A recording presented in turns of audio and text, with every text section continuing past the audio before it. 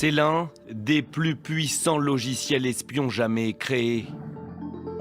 Facile à installer, pratiquement impossible à détecter, Pegasus permet de s'introduire dans un téléphone portable et d'en prendre le contrôle total. It's pretty much turning your phone into like something that's spying you all the time in your pocket, which is extremely invasive and extremely dangerous for a lot of activists and journalists. Développé et mis au point par la société israélienne NSO Group, Pegasus est ce qu'on appelle un cheval de Troie.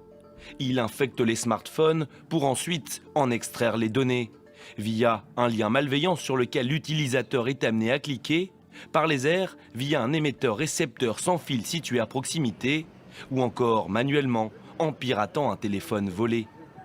Existe aussi la méthode dite du zéro clic. Le logiciel est alors capable d'activer à distance le micro et la caméra de l'appareil qu'il peut aussi géolocaliser.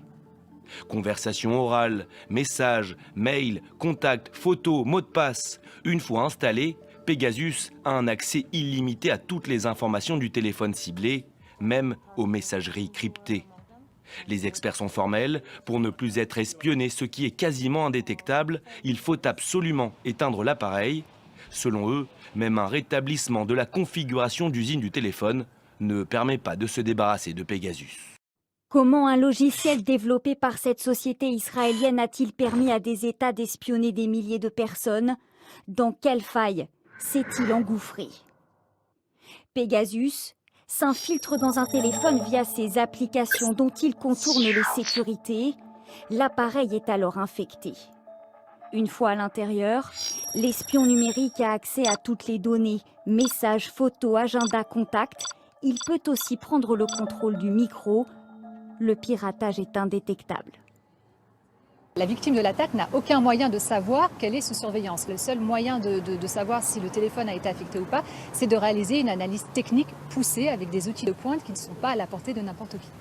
Qui a utilisé le logiciel? Qui a espionné? Selon le consortium de journalistes qui révèle l'affaire, une dizaine d'États possèdent Pegasus. Parmi eux, le Maroc, accusé d'avoir espionné Emmanuel Macron et d'autres personnalités politiques françaises. Tout remonterait à 2019. Le Maroc, très inquiet face aux manifestations en Algérie, aurait tenté, en visant des responsables français, d'obtenir un maximum d'informations sur la succession du président algérien Bouteflika.